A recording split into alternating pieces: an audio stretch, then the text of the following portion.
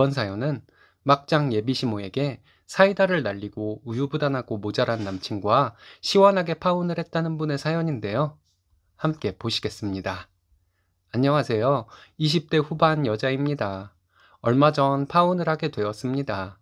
여기에 시원하게 털어놓고 마음의 정리를 하고 싶습니다.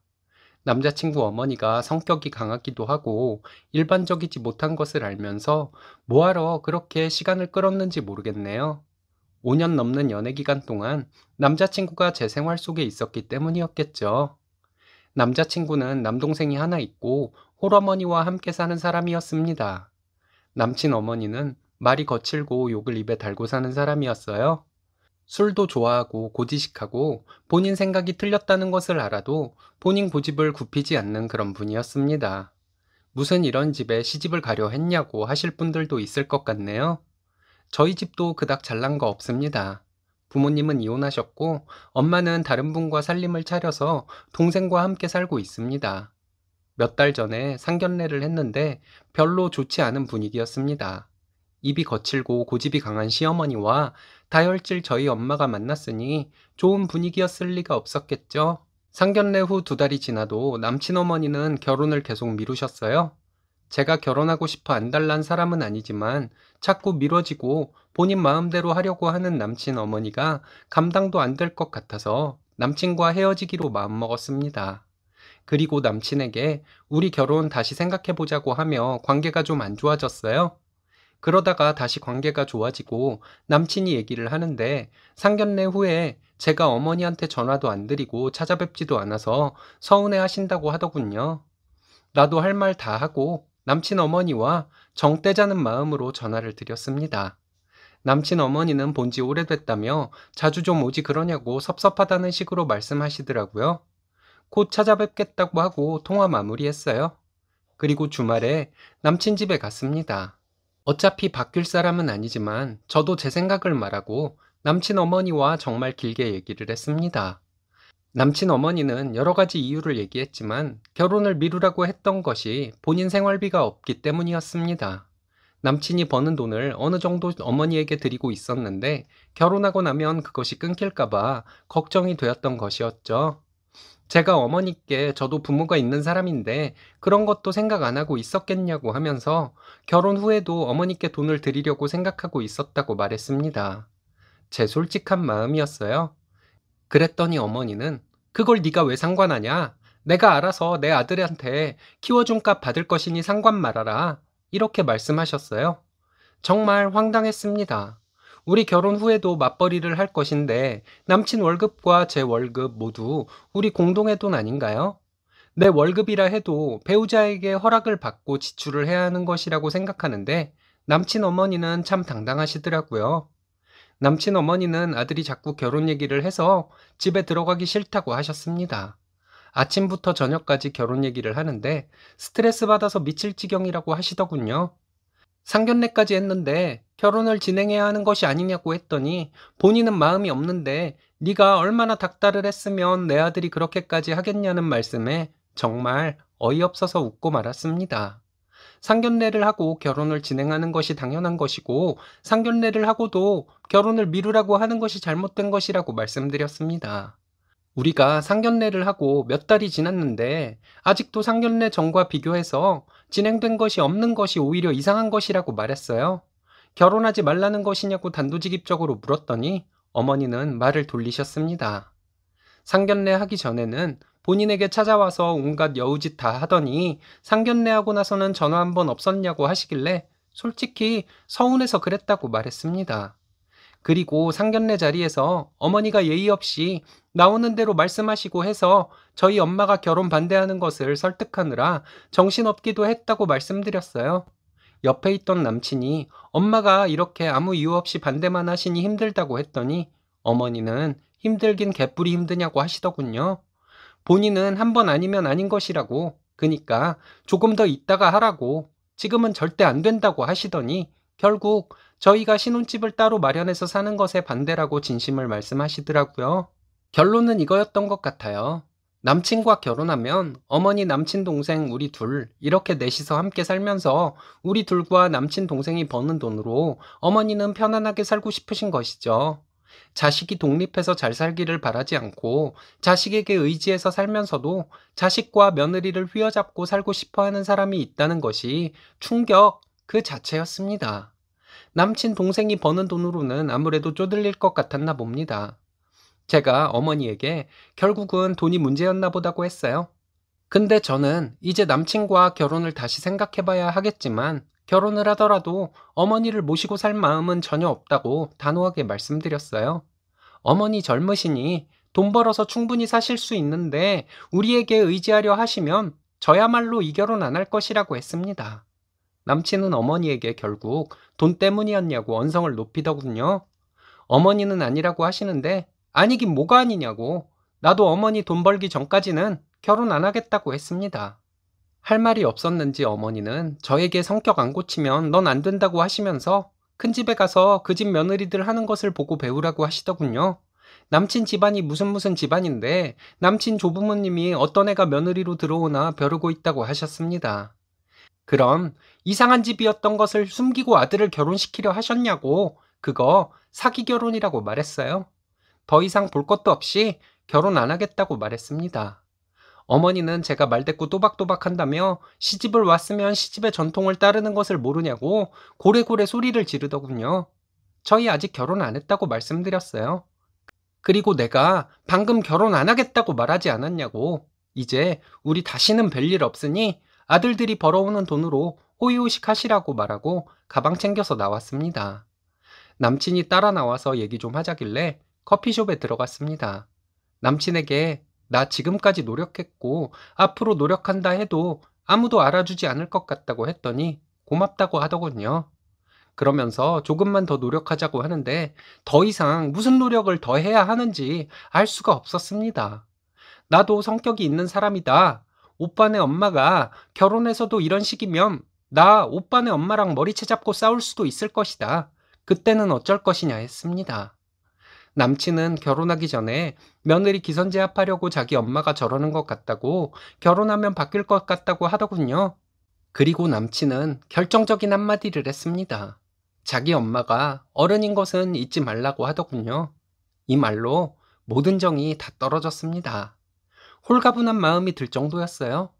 차분하게 남친에게 얘기했습니다. 나는 도저히 어머니 감당 못할 것 같다고.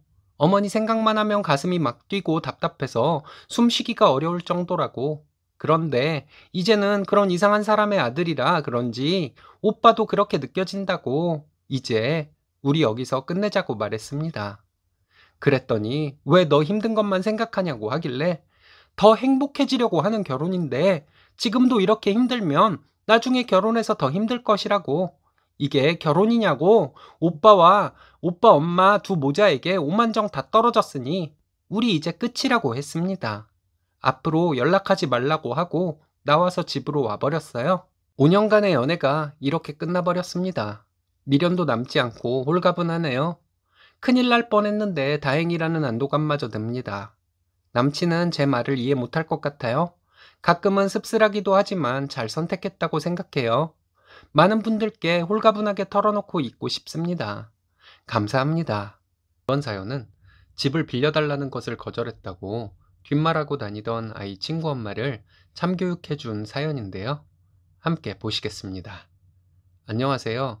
40대 초반 초등학생, 유치원생 아이 둘 키우는 여자입니다. 집은 서울이고 시댁은 3시간 넘게 걸리는 지방입니다. 어렸을 때 별일도 아닌 것으로 화를 내는 친구들은 좀 있었지만 그것은 어디까지나 어렸을 때였고 아이 엄마가 말도 안 되는 이유로 화를 내고 뒷말하고 다녀서 사람을 바보로 만드는 경우도 있네요. 저는 누군가에게 피해 주는 것도 싫어하고 누가 나에게 피해 주려고 하는 것도 참지 않는 스타일입니다. 성질 더럽다고 사람들이 피하는 것이 두려울 때도 있지만 괜한 누명 쓰고 소갈이 하는 것보단 낫다고 생각해요. 제 얘기 듣고 여러분들이 판단해 주시기 바랍니다. 저희 집은 서울 변두리의 40평대 아파트입니다. 결혼할 때 친정과 시댁에서 비슷하게 지원해 주셨고, 저와 신랑이 모은 돈과 대출 조금 받아서 장만한 집이에요. 대출은 2년 전에 다 갚았습니다. 시댁과 친정에서 지원받은 것이 있어서 저와 신랑은 종종 얘기하는데, 우리가 이런 집에서 살 수 있는 것은 양가 부모님 덕분이다. 그러니 오라면 오고 가라면 가야 한다. 이렇게 얘기하곤 합니다. 이건 저희 마음일 뿐이고 실상 양가에서 특별한 일 빼고는 저희를 부르거나 하지도 않습니다. 그래서 항상 더 고맙고 죄송하게 생각합니다. 얼마 전에 한 동네에 사는 아이 친구 엄마가 전화가 와서 받았더니 저에 대해 안 좋은 소문이 돌고 있다고 말해 주었습니다. 제가 여기저기 다니면서 40평대 아파트에 사는 것을 자랑하며 사람들을 무시하고 다닌다고 말이 많다고 하더군요. 그러면서 그 엄마가 제가 그럴 사람이 아닌데 그런 얘기가 자꾸 들리니 제가 걱정된다고 말해 주더라고요. 저는 금시초문이긴 한데 어쨌든 알려줘서 고맙다고 말하고 전화를 끊었습니다.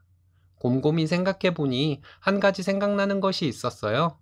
큰아이 친구 엄마가 얼마 전에 집을 빌려달라고 했는데 제가 거절했거든요. 제가 거절하는 것은 당연한 것이라고 생각했는데 그 아이 엄마는 저에게 약간 언성을 높이며 화를 내고 전화를 끊었습니다. 그 일이 어떻게 된 일인지 얘기해 볼게요. 아이가 방학을 하면 시댁에 가기로 했습니다. 남편이 휴가를 일주일을 낼 수 있다고 해서 시댁에 3박 4일 정도 다녀오려고 생각했어요. 참고로 저희는 휴가가 생기면 시댁에 갈 계획부터 세웁니다.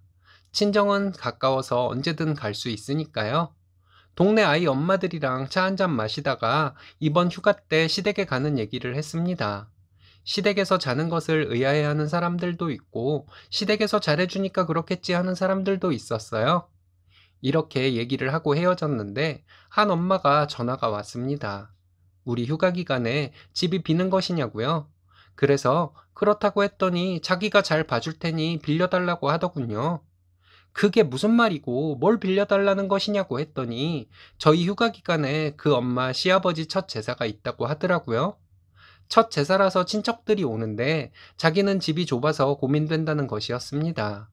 미안하지만 좀 곤란하다고 했는데 그 엄마는 부자 친구 이런 때 한번 써먹게 해주면 안 되냐고 사정하듯이 말했습니다. 그래도 저는 안 되겠다고 했더니 갑자기 차가운 목소리로 야박하다면서 화를 내더니 전화를 끊었어요. 저희 집을 빌려달라고 한 것은 친척들에게 잘 사는 모습을 보여주고 싶어서였다고 했습니다. 그 엄마는 평수가 좀 작은 다세대 주택에 사는 것으로 알고 있습니다. 그 친구 사정을 이해 못하는 것은 아니지만 이 시국에 많은 사람들이 우리 집에 와서 자고 가는 것은 절대 있을 수 없는 일이라고 생각했거든요. 그리고 다른 엄마가 전화를 해서 저보고 그 엄마가 한 말을 이해해달라고 하더군요. 그렇다고 집을 빌려주라는 말은 아니고 그 엄마가 자기 집을 친척들에게 보여주기 민망해서 그런 것이니 이해하라고 말이죠. 그래서 제가 집을 빌려달라고 했던 엄마에게 다시 전화해서 기분 나빴다면 미안하다고 신랑에게도 물어봤는데 신랑도 싫다고 하니 이해해달라고 좋게 말했습니다. 그 엄마가 괜찮다고 자기가 괜한 부탁을 했나 보다고 할 줄 알았어요. 근데 그 엄마는 저에게 너무 이기적이라고 자기가 돈을 빌려달라 하는 것도 아니고 빈집 며칠만 쓰겠다는데 그게 그렇게 못마땅한 것이냐고 하더군요. 힘들 때 도와줄 수 있는 친구라고 생각했는데 너랑 인연을 이어가야 하는지 생각을 좀 해봐야겠다고 하면서 끊더군요. 회사 동료들에게 얘기했더니 다들 그 여자 미친 것 아니냐는 반응이었습니다. 그리고 며칠 뒤에 저에 대해 안 좋은 소문이 돌고 있다는 전화를 받은 것이죠. 아이 친구 엄마들을 만나서 보면 엄마들이 저를 보는 눈빛이 달라진 것이 느껴졌습니다. 집을 빌려달라 했던 엄마는 제가 무슨 말만 하면 말을 가로막고 화제를 돌리고 그러더군요. 그리고 기회만 있으면 땡땡이네는 큰 집에서 살아서 좋겠어. 대출 갚느라 힘들다며? 그렇게 대출에 허덕이면서 그런 집에 사는 거 허세야. 이런 식으로 사람들 앞에서 저를 망신주는 말을 했습니다. 분위기 망치지 않으려고 그냥 넘겼는데 점점 도가 지나치고 다른 엄마들도 그 엄마 말을 다 믿는 것 같아서 정말 이 엄마들과 계속 어울려야 하는지 의문도 생기더라고요. 아이 친구 엄마들이라서 더 고민을 많이 했던 것 같아요. 제 친구들이었다면 성질 한번 부리고 볼 테면 보고 말 테면 말고 하는 식으로 쉽게 처리할 수 있었겠죠. 한동안 고민을 하다가 이렇게 허세나 부리는 사람으로 찍히는 것이 아이에게 더 안 좋겠다는 생각이 들었습니다. 주말에 엄마들 모이는 곳에 작정하고 갔어요. 아니나 다를까 그 엄마는 기회가 있을 때마다 저를 비꼬는 말을 하더라고요. 무슨 얘기 중에 저에게 이번 휴가는 잘 준비하고 있냐고 하더니 대출금 갚느라 힘들 텐데 휴가는 무슨 휴가냐고 하면서 비웃듯이 말했습니다. 어디서 무슨 말을 들었는지 모르겠는데 우리 집 대출은 갚은 지 오래됐다고 말했어요. 혹시 나에 대해서 헛소문 퍼뜨리고 다닌 것이 너냐고 물어봤습니다. 세상에 헛소문이 어디 있냐고, 이유가 있으니 소문이 나는 것 아니냐고 하더군요. 내가 넓은 집 산다고 잘난 체 하면서 허세 부리고 다닌다고 뒷말하고 다니는 사람이 있다는데 너였구나? 우리 휴가 기간 동안 집을 빌려달라고 한 거 거절했더니 나한테 그렇게 화를 내면서 전화를 끊고는 뒷말까지 하고 다녔냐? 이렇게 말했습니다. 이 얘기에 대해 모르고 있는 엄마들에게 전부 얘기를 해주었습니다. 그 엄마는 벌레 씹은 표정으로 있다가 그래서 네가 있으면 얼마나 있는데 그렇다고 사람을 무시해? 이러는데 정말 어이없었네요. 내가 언제 있다고 했냐? 나는 사람 무시한 적도 없다. 이 시국에 너네 친척들 온다고 우리 집 빌려달라고 한 것이 말이 되냐? 남들이 우리 집 이불도 쓰고 살림살이도 쓸 텐데 말도 안 되는 부탁이지만 좋게 거절했는데 돌아오는 것이 이거냐? 그리고 한 번 빌려주면 너네 친척들 올 때마다 우리 집 매번 빌려줘야 할 것 아니냐? 남의 집을 빌려가면서 친척들에게 큰 집에 사는 척을 하고 싶었냐? 너야말로 허세가 장난 아니다. 이런 식으로 다다다 해버렸어요. 말리면서 다른 엄마들 많이 놀라더라고요. 그 엄마는 급기야 저에게 욕을 하면서 사람들 있는 데서 이렇게 망신을 줘야겠냐 이러는데 이게 내가 망신 준 거냐? 네가 내 뒷말을 하고 다녀서 내가 누명 쓴 것은 어쩔 거냐 했더니 그러게 누가 그렇게 야박하게 굴라 했냐고 하는데 저는 그 엄마에게 더 이상 너랑은 말이 안 통한다고 어쨌든 여기 언니들이 사실을 알게 되었으니 난 그걸로 됐다고 하고 일어나서 나왔습니다. 엄마들 몇 명이 전화와서 그 엄마 말만 듣고 오해했다고 미안하다고 하더라고요. 그리고 그 엄마 전화와서 저에게 너 때문에 이제 동네에서 얼굴도 못 들고 다니게 됐다고 원망하는데 정말 말해봤자 입만 아픈 사람이라는 생각만 들었습니다. 네가 나에 대해서 없는 얘기 지어내고 다닌 것이고 나는 나에 대한 오해를 푼 것이라고 내가 사람들 대할 때 항상 웃는 표정으로 대해서 그렇지 성질은 너 따위가 덤빌 수 있는 사람 아니니 더 이상 진상 떨지 말고 반성이나 하라고 했습니다. 그랬더니 뭐라 욕을 하더니 끊더군요. 그 뒤로 엄마들 모일 때 그 엄마는 안 나오고 있어요. 누가 나오지 말라고 한 것도 아닌데 자격지심에 못 나오는 것이죠. 언니들과 얘기로는 저만 괜찮으면 이번 일은 용서하고 그 엄마에게 다들 전화해서 괜찮으니 나오라고 하는 것이 어떻겠냐고 얘기하는 중입니다. 저는 상관없다고 했어요. 제가 사람들 많은 데서 말을 좀 심하게 한 것일까요? 뒤로 다니면서 없는 얘기 지어내서 사람 바보 만드는 것이 제일 비열한 짓이라고 생각합니다. 그래서 사람들 있는 데서 작정하고 망신을 준 것이었어요. 그 엄마가 피해자 코스프레 하고 다닌다면 저에게 용서는 없을 거예요. 그런데 그냥 아무 일 없었다는 듯이 다시 나타나면 그냥 쿨하게 반겨주려고 합니다. 이렇게 하는 것이 맞는 것이겠죠? 이번 사연은 집안 행사에서 일은 안 하고 허세만 부리는 아주버님 부부에게 사사건건 사이다를 날리고 산다는 분의 사연인데요. 함께 보시겠습니다. 안녕하세요. 결혼 5년차 신랑과 함께 즐겁게 사는 부부입니다. 결혼 초반에 짜증나는 아주버님과 형님 때문에 시댁에 가는 것이 정말 싫었습니다. 안 보고 살면 속 편하긴 하겠지만 왕래를 끊지는 못했어요. 속상한 일도 많았지만 그것은 잠시일 뿐이었습니다. 왜냐면 내가 시댁에서 무슨 부당한 대우를 받지는 않는지 노심초사하는 신랑 때문에 금세 해결이 되었기 때문이에요. 저희 시댁은 명절을 제외하고 1년에 4번 제사가 있습니다. 저희 친정은 제사가 없어서 처음에는 제사에 대한 두려움과 설렘이 있었습니다. 시댁은 요즘 잘 없다는 12시에 제사를 지내는 집입니다. 첫 제사 때는 제가 출근을 일찍 하는 때였는데 평일 12시에 제사를 지낸다는 말을 듣고 다음날 걱정이 되더군요. 제사 당일 퇴근하자마자 시댁으로 갔습니다. 신랑은 저보다 조금 더 늦게 퇴근해서 시댁으로 왔습니다. 가서 보니 어머님이 제사 음식을 어느 정도 해 놓으셨습니다. 저와 신랑은 둘이서 전도 부치고 과일 손질도 하면서 제사 음식을 만들었어요. 저와 신랑이 한참 일을 하고 있을 때 아주버님네 가족이 왔습니다. 형님은 전업이고 그때 형님네 아이가 두 돌 같이 났을 때였어요. 형님은 아이 핑계를 대고 집에 있다가 아주버님 퇴근하고 함께 온 것이었습니다. 형님은 그렇게 늦게 와서도 일은 안 하더라고요. 아이는 혼자서 TV도 보고 가져온 장난감을 가지고 놀기도 하는데 형님은 아이를 눈으로만 보면서 아이를 돌봐야 한다는 핑계로 주방에는 얼씬도 하지 않았습니다. 아주버님은 물론 남자가 무슨 제사 음식을 이런 표정으로 놀고 먹고 있었습니다. 8시도 안 돼서 형님은 아이 재운다고 방으로 들어가더군요. 그런데 저는 그 전에 아이가 10시 이전에 자는 것을 본 적이 없었습니다.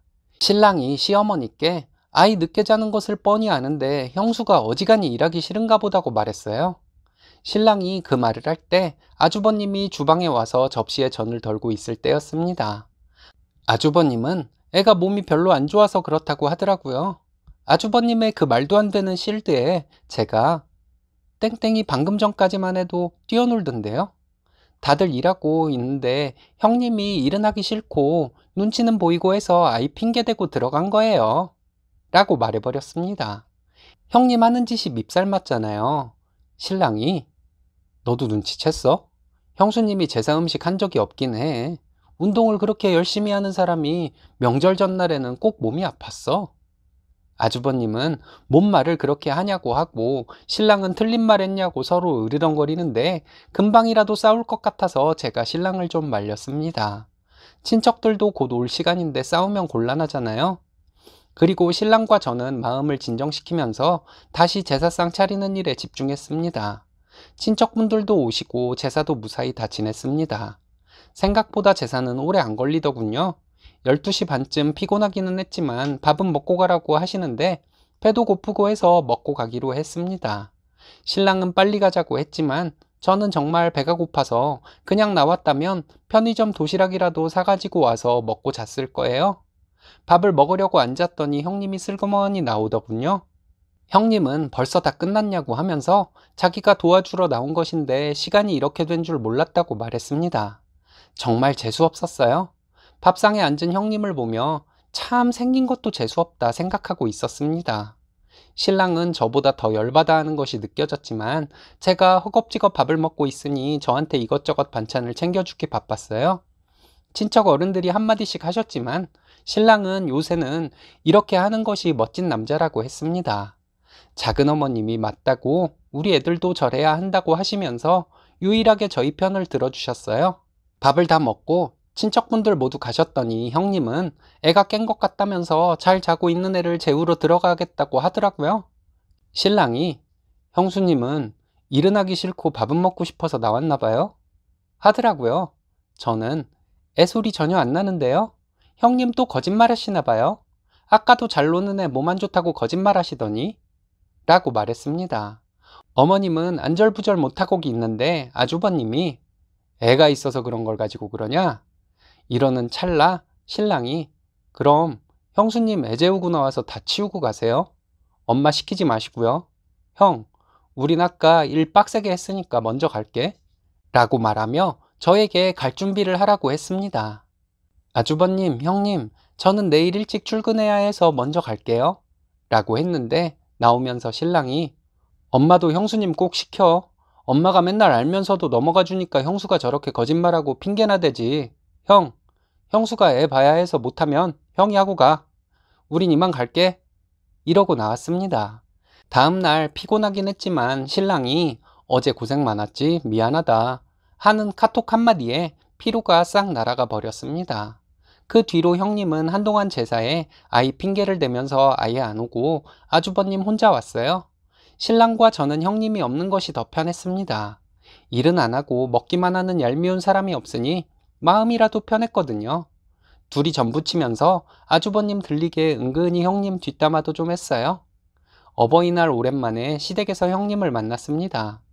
그날 식사는 밖에서 하기로 해서 시댁에서 일을 한다거나 할 것은 없었어요.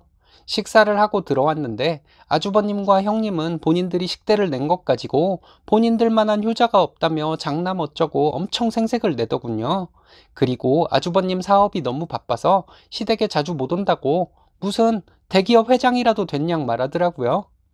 형님은 아주버님이 장남으로서 집안을 일으키기 위해 노력 중이라는 망발까지 서슴지 않더라고요. 어이가 없어서 제가 아주버님이 그렇게 바쁘신데 주말마다 아이랑 놀러 다니세요? 라고 말했더니 형님이 누가 그래? 이러면서 화를 내려고 하더군요. 형님 인스타에 올린 사진들이 말해주던데요? 하면서 형님을 보고 웃어주었습니다. 그리고 형님이 뭐라고 말하려고 하는데 저는 핸드폰으로 형님 인스타 사진들을 시어머니께 보여드렸습니다. 거기에는 아주버님네 가족 놀러 다니는 사진 말고도 형님이 친구들과 놀러 다니며 찍은 사진들도 있었거든요. 아버님 표정 확 굳어지시고 아주버님과 형님은 얼굴이 불그락푸르락 하는데 정말 가관이었어요. 신랑이 역시 거짓말도 머리가 나쁘면 안 돼. 이러더니 아주버님에게 식대 한번 낸 것으로 효자인 척 생색내고 싶었냐고 말하더니 효도 그거 별것 아니라고 우리처럼 부모님 댁 자주 찾아뵙는 것이 효도라고 말했습니다. 아주버님은 분위기가 그렇게까지 되었는데도 바빠서 그렇다고 누굴 만나고 어떤 거래처가 있고 하는 얘기를 하더군요. 아버님도 화가 나시는지 한마디 하셨습니다. 사업하느라 그렇게 바쁘면 금세 집도 사고 땅도 샀다는 소리 들리겠다고요. 아주버님이 흠칫하더군요. 신랑은 돈 잘 버는 형 덕 좀 보겠다고 신나서 말했더니 아주버님은 말을 얼버무리시더라고요. 이런 일이 있고 나서 아주버님과 형님은 시댁에 더 안 왔습니다. 1년에 두세 번 보는 정도예요. 시부모님이 마음이 약하셔서 아주버님과 형님이 제멋대로 행동하는 것도 있겠지만 제가 생각하기에는 아주버님 부부는 그냥 이기적인 것 같아요. 저는 신랑이 항상 제 편이고 저를 애지중지해주니 고마워서 시부모님 자주 찾아뵙고 잘 해드리려 노력하고 있습니다. 순수하신 시부모님도 너무 좋고요. 아이들 교육을 위해서라도 양가 어른들 자주 찾아뵈려고요. 이번 사연은 이상한 반반 결혼을 주장하던 예비신랑을 참교육하고 파혼한 당찬 여자분의 사연인데요. 함께 보시겠습니다. 안녕하세요. 얼마 전까지 남친과 결혼에 대한 이야기가 오갔는데 결국 헤어졌습니다. 남친은 제가 자기를 우습게 보고 막말을 했다고 하는데 저는 그 반대로 생각하거든요. 여러분들께서 제가 오버를 한 것인지 딱 부러지게 잘한 것인지 말씀해 주세요. 저와 남친은 홍기 꽉 찬 나이로 동갑입니다. 사귄 지는 3년 되었고 주중에 한 번, 주말에 하루 또는 이틀 모두 데이트를 하는 정도로 만나왔습니다. 남친은 은근히 보수적인 마인드를 가지고 있으면서 본인은 개방적이라고 말하곤 했어요. 제가 친구들과 술을 먹고 11시가 넘어가기 시작하면 기분이 별로인 말투로 전화를 했습니다. 남친이 싫어하는 짓은 안 할 수 있을 정도로 남친을 사랑하고 상대가 싫어하는 짓을 하지 않는 것은 연인 사이의 당연한 배려니까 될 수 있으면 10시 좀 넘으면 술자리에서 나와 집에 들어갔습니다. 대신 남친도 저를 제약하는 만큼 알아서 본인도 술자리에서 일찍 일어나 귀가하더라고요. 이런 것 말고도 여러 가지 면에서 우리 서로 공평하니 불만을 가질 필요도 없고 그렇게 좋은 만남을 이어왔습니다. 한 달 전쯤에 남친과 결혼에 대한 이야기가 오가기 시작했습니다. 그 전에도 서로의 집에 인사를 드리자는 제안을 남친이 했었지만 저희 엄마가 반대하셨습니다. 결혼을 약속한 사이가 되면 인사를 드리고 상견례를 하는 등의 절차를 밟으라고 늘 말씀하셨었죠. 남친 어머니가 저를 궁금해하신다는 말을 듣긴 했지만 저희 부모님의 생각을 남친에게 말해서 인사드리는 것을 미루고 있었습니다. 남친과 남친 집에서는 좀 서운하게 생각했지만 저희 부모님 뜻이 그러하니 어쩔 수 없었죠. 결혼에 대한 이야기가 오간 후에 남친 부모님께 인사를 드리러 간 날 남친 아버지께서 옛날 사람 같은 말씀을 하시는 것이 좀 마음에 걸렸지만 묻는 것에 대답해드리고 담소를 나누다가 왔습니다. 남친도 저희 집에 인사 와서 부모님과 얘기 잘 하고 갔고요. 그리고 예정대로라면 다음 달에 상견례를 하기로 했습니다. 남친과 헤어지게 되어 상견례는 없겠지만요.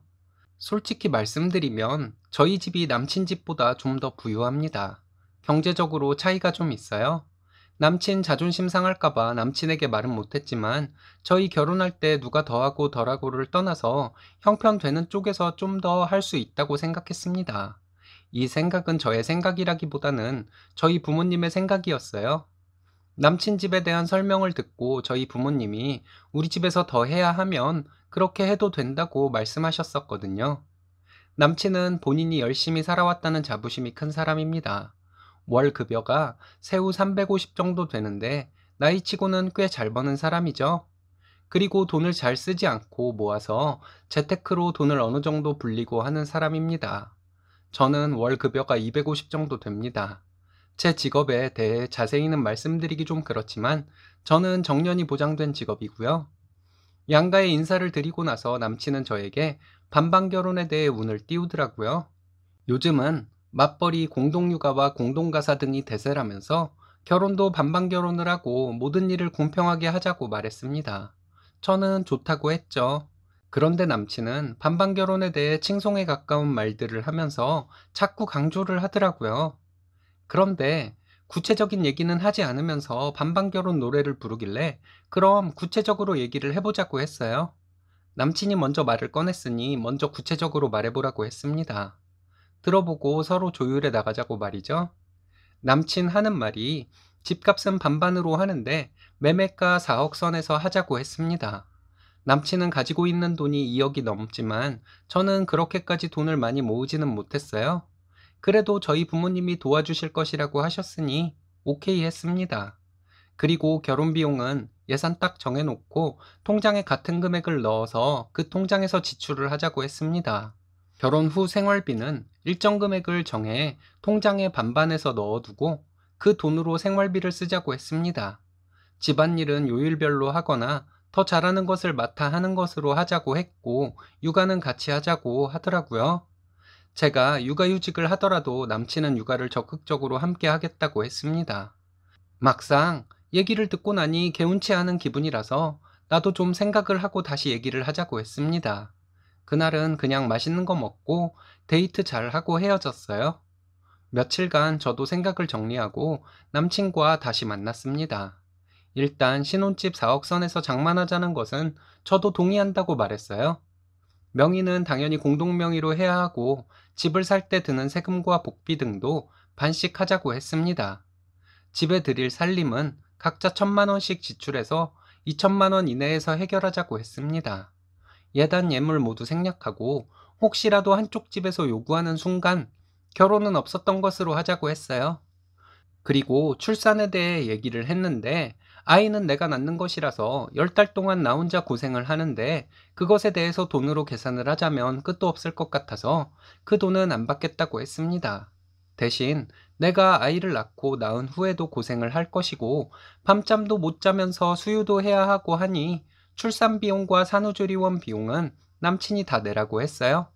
이것에 대해서는 남친도 동의를 하더군요. 그리고 저는 산후조리원에서 퇴원하면 곧바로 베이비시터를 쓸 것이고 이 비용은 반반으로 하겠다고 했습니다. 그리고 가사분담은 안 하겠다고 했어요. 그냥 도우미를 부르겠다고 했습니다. 몇 시간 와서 집안일 해주는 도우미 불러서 가사를 맡기고 아침은 각자 알아서 먹는 것으로 하자고 했어요. 저는 어차피 아침 안 먹으니 남친은 아침 먹으려면 알아서 차려 먹는 것으로 하자고 했습니다. 그리고 시가나 처가에 갔을 때 어떤 이유로든 노동을 하는 일은 없어야 한다고 했습니다. 만약 어쩔 수 없이 해야 하는 것이라면 가사도우미 시급을 적용해서 줘야 할 것이라고 말했어요. 각자 부모님 용돈은 각자 돈으로 주고 자기 부모는 자기가 챙기고 자기 부모 안부는 직접 묻는 것으로 해야 한다고 했습니다. 결혼이 계약이냐고 남친이 묻더니 어이없다고 하더군요. 아직 할 말이 남았으니 더 들으라고 했습니다. 각자 집안에서 물려받은 재산에는 절대 눈독 들이지 않아야 한다고 말했습니다. 이것은 계약서로 작성해서 공증까지 받아야겠다고 했어요. 결혼 후에 불어난 재산에 대해서는 물론 서로 모른 채 해야 한다는 내용도 계약서에 들어 있을 것이라고 했습니다. 저는 반반 결혼의 정상적인 세부사항이라고 했는데 남친은 뭐가 기분이 나쁜지 제 급여가 자기보다 훨씬 적은 것을 얘기하더군요. 그러면서 제가 취집을 하려 했다는 말도 안 되는 소리를 했습니다. 내가 취집을 하고 싶었으면 너같이 월 350번은 흑수저를 만나서 결혼하려 했겠냐고 했습니다. 나는 정년이 보장된 직장을 다니는 사람이고 너는 언제 강제퇴사를 당하게 될지 모르는 계약직인데 직업으로 봤을 때도 내가 꿀리는 것은 없다고 했어요. 게다가 엄마가 내 명의로 사준 상가 점포에서 임대료가 나오는 것까지 합치면 내가 월 수입도 너보다 많은데 무슨 헛소리냐고 했어요. 우리 조건에 대해서 누가 들어도 네가 로또 맞은 것이라는 소리 할 것이라고 말했습니다. 그랬더니 남친은 자기를 흙수저라 폄하했다고 결혼을 다시 생각해보자고 하더군요. 저도 그러자고 했습니다. 솔직히 우리 엄마가 있는 집에서 좀 더 하고 너희 둘이 잘 살면 된다고 해서 난 그렇게 생각하고 있었는데 네가 반반 결혼을 들먹였고 나는 너에게 반반 결혼에 대한 세부 사항을 얘기한 것인데 그것이 싫다면 우리는 어쩔 수 없이 헤어질 수밖에 없다고 생각한다 말했어요. 혹시라도 너와 같은 돈을 벌면서 너네 집에 가서 가사 도우미 같은 일을 하고 너네 부모님 비위 맞춰드리면서 살 여자가 필요했다면 나는 아니라고 말했습니다. 부모 찬스도 능력으로 여겨지는 세상인데 나는 경제적으로도 너보다 한참 위에 있다고 했습니다.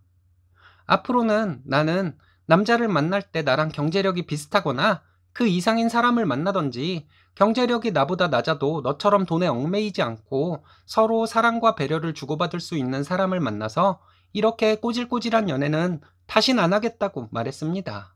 3년간 즐거운 시간도 많았고 사람 보는 눈도 키워줬으니 너를 원망하거나 나쁘게 생각하지는 않을 것이라고 말하고 너는 순수한 사람이니 혼자서도 잘 살 것이라고 말하고 일어나서 왔습니다.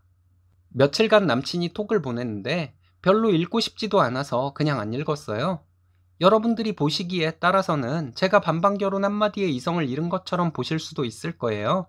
사실 반반 결혼 한 가지만 가지고 그런 것은 아닙니다. 남친이 평소에 돈돈거리는 모습이 별로 안 좋아 보였어요. 자신이 돈을 또래에 비해 좀 더 버는 것에 과도한 자신감을 가지고 있는 것도 좀 별로였고요. 정확히 말하자면 제가 남친보다 수입이 더 많은 것을 알면서도 가끔 자기 같은 능력 있는 남자를 만난 것을 복받은 줄 알라는 식으로 말하는 것도 기분 별로였습니다. 능력 있는 남자를 만나서 복받은 줄 알라는 남친의 말이 나중에 결혼하고 나면 자기 집에 맹목적으로 자라라는 말로 이어질까봐 두렵기도 했고요. 암튼 저는 이제 다시 솔로가 되었네요. 등록하고 계속 연장하고 있던 운동이나 열심히 다니려고요. 제 이야기 들어주셔서 감사합니다. 여러분들이 하시는 말씀 모두 겸허히 듣겠습니다. 이번 사연은 아내가 명절에 혼자 시댁에 가지 않는다는 글을 올렸다가 아내의 대반전 사이다 글이 올라온 내용인데요. 함께 보시겠습니다. 안녕하세요. 어제 저녁 내내 와이프와 설전을 벌이다 합의가 안 되어 답답해서 많은 분들께 여쭤보고 싶습니다. 결혼한 지 2년 되었고 본가에서는 이형제 중 맞이입니다. 이번 명절 기간에 제가 회사에서 해외 출장을 가게 되었습니다. 출장 기간은 2주 정도 되는데 출장 기간 안에 명절이 껴 있어요. 그래서 와이프에게 명절 전날 시댁에 가서 다음날 차례 지내고 점심에 친정으로 가라고 말했습니다. 그런데 와이프는 남편 없이 자기 혼자 시댁은 왜 가야 하냐고 다짜고짜 감정적으로 나왔습니다. 와이프 하는 말이 출장을 가지 말고 함께 시댁을 가던가 아니면 자기 혼자는 시댁에 안 간다고 명절 내내 친정에 있겠다고 합니다. 한 번씩 와이프의 독특한 발상에 놀랐던 적이 많았는데 그런 때마다 본인 생각이 상식이라는 식으로 말해서 경악을 하게 됩니다. 남편 없이 혼자 시댁에 가는 것이 불편할 수도 있겠지만 맏며느리가 명절에 시댁을 안 가겠다는 것이 말이 되나요? 여기는 대한민국인데 말입니다. 아내의 글입니다. 윗글을 쓴 사람의 와이프입니다. 남편이 앞뒤 정황 모두 생략하고 자기 입장에서만 글을 썼네요. 그런데도 오히려 남편을 욕하는 댓글이 더 많네요. 남편은 자기 글을 여자들이 더 많이 읽어서 그렇다고 하더라고요. 그렇다 해도 시대가 바뀌었는데 당신이 캐치를 못하고 아직 옛날 사고방식을 고집부리고 있는 것은 아닐까? 하고 말했는데도 아니랍니다. 본인의 말이 맞고 제 말이 틀렸다고 합니다. 결혼 전부터 시어머니와 마찰도 많고 감정이 상한 것도 많았습니다. 다 말하자면 글이 길어질 것 같아 결혼 전 이야기는 넘어갈게요. 차례나 제사를 지낼 때만도 그렇습니다. 저와 동서가 어머님과 함께 제사 음식 다 하는데 결혼하고 첫 제사 때 저도 함께 제사를 지내는 줄 알고 남편 옆에 서 있는데 시어머니에게 무지하게 혼났습니다. 어딜 여자가 제사상 앞에 서냐고 하시면서 가정교육까지 운운하는데 정말 눈물 날 뻔했습니다. 그날 제사 끝나고 밥을 먹는데 또 얘기를 하셨어요. 그래서 친정에서는 며느리와 딸도 제사를 함께 지냈다고 말씀드렸더니 그게 무슨 해괴한 집안이냐고 하셨습니다. 그래서 옛날부터 전통적으로 며느리도 제사를 함께 지냈다고 친정아버지께 들었다 했더니 너희 아버지가 뭘 잘못 알고 하신 말씀이라고 또 한 번 면박을 주듯이 말씀하셨어요. 정확히는 말씀하시지 않았지만 집안이 어쩌고 하는 말씀도 하셨고요. 그 후에 시아버지께서 제 말이 맞다고 말씀하신 적이 있습니다. 조선시대 양반집에서는 제사 때 여자도 절을 하고 술을 올리고 그랬다고 하셨어요. 그 사실을 시아버지도 이제 알았다고 하셨습니다. 근데 그게 무슨 의미가 있겠어요? 이미 시어머니 때문에 감정이 다 상했고 시어머니는 본인의 잘못을 인정하는 분이 아니신데요. 만약 이때 시어머니가 본인이 잘 몰라서 그랬다고 미안하다고 하시는 분이었다면 이번 명절에 남편 없이도 시댁에 가겠다 했을지도 모르겠습니다. 시어머니는 항상 이런 식으로 마음에 안 드는 것이 있으면 사람 면박을 주듯이 말씀하시는 분이십니다. 동서보다는 저에게 더 심하게 그러시고요. 제가 경험이 부족해서 몰라서 잘못을 하면 차분하게 설명해 주시면 되잖아요. 아니면 어머니가 뭔가를 잘못 알고 계실 수도 있는 것이고요. 본인의 생각과 다르다고 입에 개거품을 무는 사람 정말 매력 없습니다. 대하기 힘들고요. 이런 시어머니 때문에 시댁에 갈 일이 있으면 며칠 전부터 스트레스 받았어요. 그래도 저희 부모님 욕먹을까봐 꾸역꾸역 시댁에 갔습니다. 가서 말없이 일만 했습니다. 말 한번 잘못하면 또 감정 상할 일이 생길까봐 무서워서요. 남편은 제가 위에 적은 일들 일어날 때 옆에 있었습니다. 제가 시어머니 때문에 힘들다고 하면 배워가는 과정이라며 제가 적응하면 마음 편해질 것이라고 하더군요. 이게 말이 되나요? 본인만 잘났고 본인 말이 다 맞다고 생각하는 시어머니에게 누가 맞출 수가 있을까요? 친정오빠가 저 결혼하기 전에 몇 번 말했어요. 남편 없이 시댁에 가는 거 아니라고요. 새언니가 혼자 우리 집에 온 거 본 적 있냐고 하면서 그런 말을 했는데 지금까지 남편 없이 시댁에 간 적은 없지만 저 혼자 시댁에 가면 시어머니가 저에게 더 심하게 하실까봐 겁이 납니다. 그래서 명절에 혼자 안 가겠다고 남편에게 말한 것이었어요. 이런 일들은 왜 빼먹고 글을 적었냐고 남편에게 말했더니 이런 것들은 중요한 것이 아니고 제가 명절에 시댁에 안 간다고 한 것은 이유 여하를 막론하고 많은 사람들에게 비난을 받을 일이라서 그랬다고 합니다. 그런데 왜 당신을 욕하는 댓글이 더 많냐고 했더니 그건 여자들이 더 많이 읽어서 그렇다네요. 그 엄마의 그 아들이에요. 의견차가 좁혀지지 않지만 저는 이번 명절 시댁에 안 갈 생각입니다. 아내 추가 글입니다.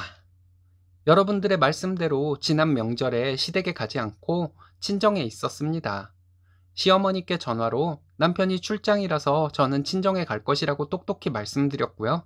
남편이 출장에서 돌아와서 저에게 엄청 화를 내더군요. 전에 올렸던 글에는 적지 않았던 것이 있습니다. 남편 자존심 상할까봐 적지 않았는데 저는 남편보다 연봉이 높습니다. 집안일은 제가 80% 이상을 하고요. 그리고 지금 저희가 살고 있는 집은 저희 부모님이 해주신 집입니다. 비싼 아파트는 아니어도 방 2개 있는 매매가 4억 정도 되는 아파트입니다. 남편은 결혼할 때 집 형편이 안 좋아서 모은 돈 6천 해왔습니다. 남편이 출장에서 돌아와서 며느리 도리를 안 했다며 저를 닥달하길래 이 얘기도 다 해버렸습니다. 남편이 여긴 대한민국인데 며느리가 명절에 시댁을 안 가냐고 해서 대한민국의 상식이 바뀐 지가 언젠데 조선시대 얘기를 하고 있냐고 말했어요. 당신은 8, 90년대 대한민국을 말하는 것 같은데 우리 집에서 집도 해주고 내가 연봉도 당신보다 높은데 무슨 헛소리냐고 속에서 나오는 대로 말해버렸습니다. 남편도 자기 하고 싶은 말 다 하는데 제가 남편 자존심을 배려해 줄 이유가 없잖아요. 대한민국이라서 며느리가 명절에 남편 없이도 시댁에 가야 하는 것이라면 그건 대한민국 남자가 집도 해오고 외벌이로 자기 가족을 풍족하게 살도록 벌어올 때 얘기라고 했습니다. 그런데 지금 우리 상황은 집은 내가 해왔고 맞벌이로 내가 돈을 벌고 있고 집안일까지 내가 거의 다 하는 상황인 것은 모르냐고 물어봤습니다.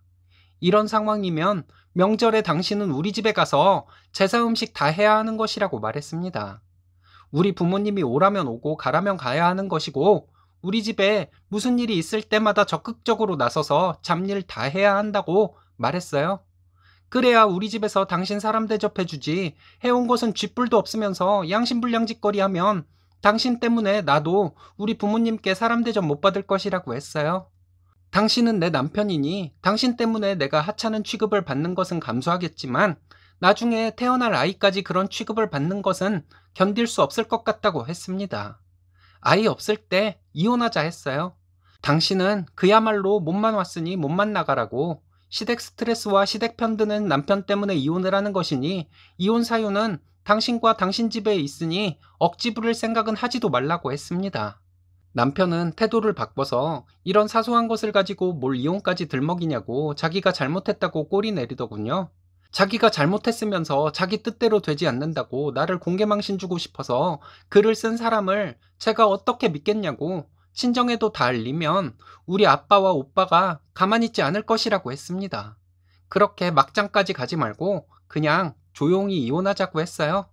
며칠 동안 남편은 저에게 계속 잘못했다고 빌고 있네요. 며칠 전에 제가 남편에게 말했습니다. 지금까지 이번 일은 남편의 잘못된 생각에서 비롯된 일이라는 각서를 써가지고 오라고요. 그리고 지금까지 시어머니가 나를 감정 상하게 한 것들 나에게 찾아와서 사과하고 앞으로 그런 일 없을 것이라는 각서 적어서 주라고요. 이것들 전부 이행되지 않으면 당장 이혼이라고 했습니다. 남편은 계속 잘못했다고 알겠다고 하는데 대꾸도 안 했어요.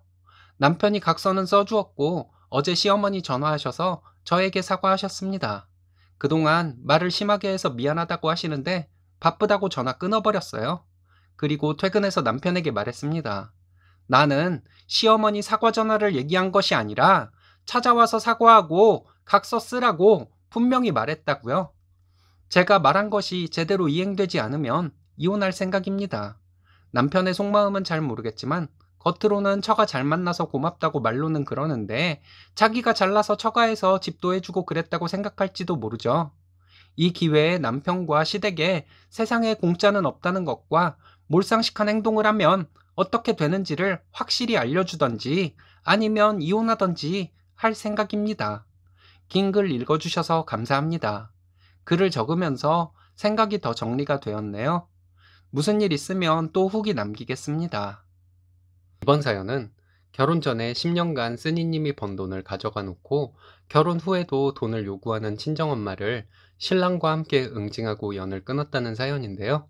함께 보시겠습니다. 안녕하세요. 29살 결혼한 지 1년 된 신혼부부입니다.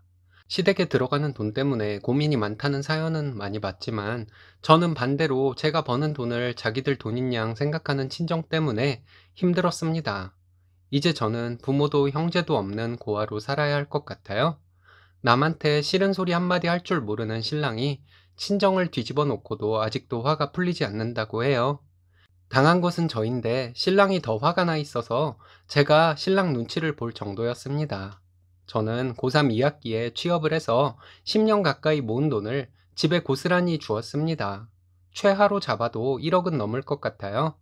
적금을 들어 몇 년 모으고 나면 엄마는 돈이 필요하다고 했어요. 그렇게 몇 년 주기로 제가 모은 돈이 집에 들어갔지만 다시 모으면 된다고 생각하고 살았습니다. 그러다가 신랑과 연애 중에 몇백만 원 남짓 들어있던 통장이 보이질 않았습니다. 엄마에게 물었더니 그 돈 잘 있다고 말했습니다. 언니에게 주었냐고 물었더니 그랬다고 말하더군요. 그때는 정말 화가 났습니다. 내 돈을 왜 몰래 언니에게 주었냐고 했더니 언니네 이사하는데 이사자금에 보태라고 주었다고 하는 거예요. 가족이라 참고 넘어갔습니다. 그러던 중에 저는 신랑과 결혼을 하기로 했습니다. 집에서는 제가 결혼하는 것을 별로 좋아하지 않았습니다. 그때까지 벌었던 돈은 집에 다 주고 다시 돈을 모으려고 하는데 결혼을 하겠다 하니 싫었던 것 같습니다. 제가 계속 돈을 벌어와서 집에 보탬이 되어야 하는데 결혼해서 나간다고 하니 싫었던 것이겠죠. 이것은 제 생각이 아니고 신랑이 말해줘서 깨닫게 된 것이었습니다. 자식이 벌어오는 돈이 탐이 나서 홍기가 찬 자식이 사랑하는 사람과 결혼하는 것을 싫어하는 부모는 이 세상에 없는 줄 알았습니다. 그런 부모가 내 부모일 줄은 더더욱이 생각조차 하기 싫었고요. 엄마가 빚을 내서 제 결혼 자금을 대주기는 하더라고요. 제가 집에 벌어다 준 돈에는 한참 못 미치는 돈이긴 했지만 저는 죄인같이 엄마 눈치를 봐야 했습니다. 결혼 후에 친정에서 몇십만 원씩 돈을 빌려갔습니다. 제때 받지도 못했어요. 그때 저는 이제 결혼을 했으니 신랑에게 미안해서라도 친정에 빌려준 돈은 받아야겠다는 생각을 했습니다. 친정엄마가 저에게 돈이 필요하다고 빌려달라고 할 때는 기운이 하나도 없는 목소리로 전화를 하고 제가 돈 갚으라고 얘기하면 참 표독스러운 목소리로 전화를 받았습니다. 시댁과 친정이 비교가 되니 저는 너무 속상했습니다. 신랑은 저와 결혼할 때 모은 돈이 적지도 않았는데 시부모님께서 신랑 돈은 손도 못 대게 하시고 조금이라도 더 좋은 것들 해주시려 하시는 모습이 너무 감사했습니다. 그리고 저희에게는 너희들 잘 먹고 잘 살고 알뜰하게 돈 모으라고 하셨습니다. 신랑은 잘 알지도 못하는데 시어머니는 신랑 이름으로 적금도 들어 놓으시고 청약도 하셨다는 사실을 알게 되었습니다. 이런 집도 있구나 하며 많이 놀랐습니다.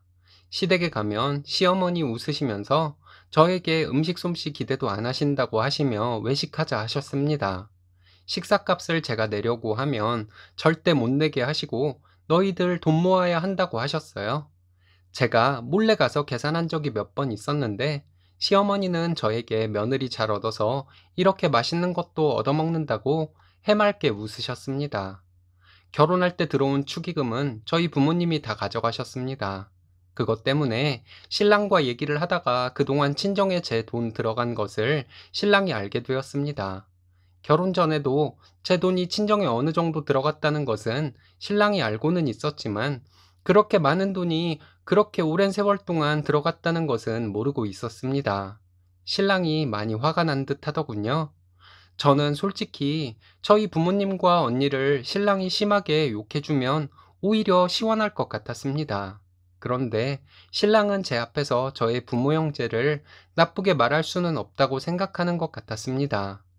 화는 나는데 심한 말은 못하더라고요. 친정 부모님이 축의금을 다 가져간 사실에 시부모님께서도 내색은 안 하셨지만 못마땅해 하셨습니다. 그런데 이번에 너무 화가 나는 일이 생겼습니다. 엄마가 지인에게 500만 원을 빌렸대요. 그 빌린 돈을 제 적금으로 갚을 생각이었다고 합니다. 엄마의 그런 생각을 엄마에게 들은 것도 아니고 언니가 문을 띄워서 알게 되었습니다. 결혼해서 살고 있는 딸의 돈으로 본인이 빌린 돈을 갚으려고 하는 엄마가 도무지 이해가 되질 않더라고요. 제 신랑을 무시하는 것 같기도 해서 기분이 더 나빴습니다. 언니와 또 통화를 하는데 신랑이 옆에 있었습니다. 엄마가 빌린 돈 얘기가 또 나왔는데 언니는 딸로서 그것도 못 해주냐고 저에게 말하는 것을 신랑이 옆에서 들었습니다. 신랑이 화가 많이 나서 제 전화를 뺐더니 처형은 딸로서 집에 뭐 한 것이 있냐고 묻더라고요. 그리고 신랑과 언니가 말다툼을 했습니다. 신랑이 언니에게 동생이 벌어온 돈 처형에게 들어간 것도 꽤 있는 것으로 아는데 그 돈이나 갚으라고 했어요. 그 얘기를 듣고 언니는 신랑에게 우리 집 일에 네가 무슨 상관이냐고 언성을 높이면서 말했다고 합니다. 언니랑 전화를 끊고 잠시 후에 저희 엄마가 신랑에게 전화를 했더군요. 신랑이 엄마에게 기분 나쁜 듯한 말투로 말을 주고받더니 알겠다고 지금 당장 찾아뵙겠다고 하더니 전화를 끊었습니다. 그리고 저에게 친정에 갈 것이니 옷 갈아입으라고 하더라고요. 신랑 표정이 무서워서 아무것도 묻지 못하고 준비하고 친정으로 갔습니다. 도착해서 보니 언니와 형부도 와 있더군요. 신랑에게 엄마가 우리 집 일에 나서서 어딜 처형에게 소리를 지르냐고 말했습니다. 처형은 집에 뭐 한 것이 있길래 저에게 엄마가 빌린 돈을 갚으라는 것이냐고 신랑이 엄마에게 물었어요. 그리고 결혼한 딸의 돈을 뺏으려고 하는 엄마는 처음 봤다고 하면서 신랑은 시어머니가 어떤 식으로 저희를 도와주려 하시는지 얘기를 하더라고요. 그리고 엄마란 사람은 다 시어머니처럼 자식을 도와주려 하지 장모님처럼 자식을 벗겨먹으려고 드는 경우는 이 세상에 없다고 했습니다. 신랑이 흥분해서 고래고래 소리 지르면서 얘기를 해서 처음에는 제가 떨리고 그랬는데 신랑 얘기를 듣다 보니 제가 하고 싶던 말이었습니다. 신랑이 엄마에게 그동안 제 돈 가져간 것은 키워준 값이라 생각하고 안 받아도 된다고 말했습니다. 하지만 처형에게 들어간 돈은 처형이 내놔야 하는 것이라고 했어요. 언니는 자기가 뭘 받은 것이 있냐고 하길래 제가 언니에게 언니가 결혼 후에 엄마에게 받은 돈 전부 내가 번 돈이니 돌려달라고 했습니다. 옆에 있던 형부에게도 말했어요. 그 돈 돌려달라고요. 엄마가 사람 하나 잘못 들어와서 이 사단이 났다고 하는데 제가 엄마에게 사람이 잘 들어와서 엄마가 나에게 몹쓸 짓을 해왔던 것을 바로잡고 있는 것이라고 말했습니다. 그리고 내가 벌어서 집에 들어간 돈과 엄마가 나 키워준 값을 거래했으니 우린 이제 가족이 아니라고 말했어요. 엄마랑 인연은 여기까지이고 언니에게 받을 돈 받고 나면 언니와도 상관없는 사람이 될 것이라고 말했습니다. 신랑이 형부에게 처제 돈을 가져다 쓰면서 미안하지도 않았냐고 했더니 자기는 전혀 몰랐다고 하더군요. 신랑이 형부에게 그 오랜 세월 동안 모르긴 뭘 모르냐고 참 양심 없는 것들끼리 결혼 잘했다고 이제라도 알았으니 형부라도 돈 갚으라고 말했습니다.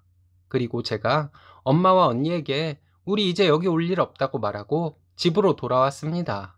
집에 와서 신랑이 저에게 왜 그렇게 바보같이 살았냐고 하면서 대성통곡을 하는데 제가 신랑에게 바보같이 살아서 미안하다고 사과를 하면서 저도 울었어요. 신랑이 한참 울고 나서 저에게 이제 우리 둘만 생각하면서 살자고 했습니다. 그리고 신랑은 저에게 친정과는 시간이 지나면 관계가 회복될 계기가 생길 것이니 너무 속상해하지 말라고 위로를 해주었어요. 저도 마음 독하게 먹었습니다. 제가 속상하면 신랑도 속상하니 신랑을 위해서라도 더 이상 친정에 끌려다니지 않으려고 결심했어요. 한 달이 지났는데 엄마가 몇 번 전화를 했지만 안 받았습니다. 언니나 형부는 연락 한 번 없었어요. 신랑이 시어머니께 이 얘기를 다 했대요. 시어머니도 엄청 화를 내셨다고 합니다. 그리고 제가 얼마나 속상하겠냐고 하시면서 저를 데리고 오라고 하셨다는데 신랑이 당분간은 모른 척 해달라고 했대요. 그냥 친정과는 이대로 연 끊고 사는 것이 차라리 마음 편할 것 같습니다. 제가 좀 마음이 가라앉으면 시어머니께 가서 말씀드리려고 해요. 시어머니가 말씀은 안 하셔도 요즘 괜히 저에게 전화하셔서 제 기분이 어떤지 체크하시는 것 같습니다. 신랑도 그렇고 시부모님께 어떻게 감사를 드려야 할지 모르겠어요. 글을 적은 것만으로도 많이 후련하네요. 긴 글 읽어주셔서 감사합니다. 이번 사연은 며느리의 카드를 마음대로 쓰고 신우에게 인심까지 쓴 시어머니가 잘못한 것이 없다는 남편을 시원하게 응징한 분의 사연인데요. 함께 보시겠습니다.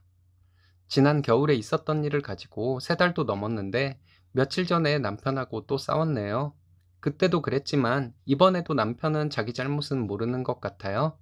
제가 너무한 것인지 여러분들께 여쭙고 싶습니다. 저희는 시댁과 친정이 남쪽 끝자락 바닷가 지역입니다. 그렇다고 같은 지역은 아니고요. 저희는 서울에 삽니다. 지난 겨울에 시어머니께서 서울에 오셔서 저희 집에 며칠 계시게 되었습니다.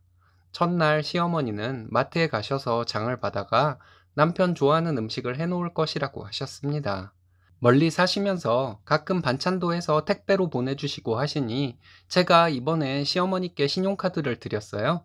현금을 드릴까 했다가 남편도 그냥 편하게 신용카드 드리라고 해서 그렇게 했습니다. 시어머니는 허리가 좀 안 좋으세요? 제 카드로 시어머니는 장도 보시고 정형외과에 가셔서 물리치료도 받으셨습니다. 회사에 있는데 카드를 사용했다는 문자가 와서 알게 되었죠. 그리고 또 목욕탕에서 카드를 긁었다는 문자가 오더니 목욕탕에서 5만 원을 사용했다고 문자가 오더라고요. 세심과 마사지를 받는 금액이었나 봐요. 여기까지는 좋았습니다. 내 엄마, 네 엄마 모두 우리 엄마라는 생각으로 살려고 노력해 왔으니까요. 그런데 그 다음날 시어머니는 결혼해서 서울에 살고 있는 신우를 만나서 마트에 또 가신다고 하더군요. 제가 회사에서 야근하고 정신없는 일과를 보내고 있던 기간이라 어머니께 카드를 돌려받지 못했습니다. 신우가 워낙 염치가 없고 밉상짓을 골라서 하는 사람이라 혹시 시어머니가 내 카드로 신우가 장을 본 것까지 계산해주면 어쩌나 하고 걱정이 되었습니다. 그런데 마트에서 쓴 카드 내역이 문자로 온 것을 보니 몇만 원 안 되더라고요. 안심하고 일하고 있는데 점심시간쯤에 마사지 샵에서 18만 원 결제 내역이 문자로 왔습니다. 시어머니와 신우가 마사지 샵에 가서 제 카드로 마사지 금액을 결제한 것이었죠. 너무 화가 나더라고요. 친정엄마도 가끔 저희 집에 오시기는 하는데 친정엄마에게는 한 번도 제가 카드를 드린 적이 없어요. 혹시 뭐 사오신 것이 있으면 제가 얼마 들었냐고 물어봐도 저희 엄마는 절대 금액을 말씀하시지 않으시고 됐다고 하십니다. 시댁보다 친정이 좀 더 여유가 있기는 해요. 전화 통화를 할 때마다 아프다는 말씀을 달고 사시는 시어머니시라 서울 오신 김에 마사지 받으시는 것을 아깝게 생각하지는 않아요. 평소에 제가 시댁을 꺼려하고 모른 채 하고 살던 며느리였다면 이참에라도 돈 좀 쓰자 생각했을 수도 있겠는데 저희 외아들 며느리이고 그동안 정말 시댁에 잘하고 살았습니다. 아이 키우면서 집 대출금 갚아가며 사느라 돈 부족해도 시댁에 매달 용돈 30만 원씩 드렸어요.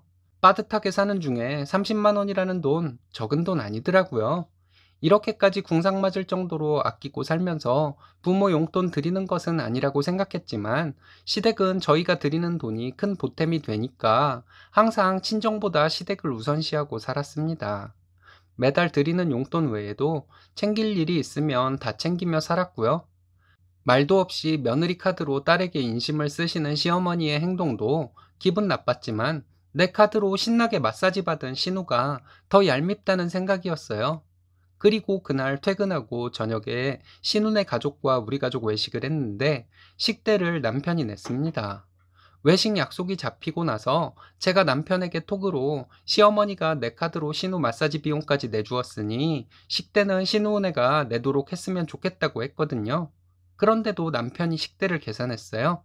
안 그래도 신우네와 만나면 열에 8번은 저희가 식대를 계산하거든요.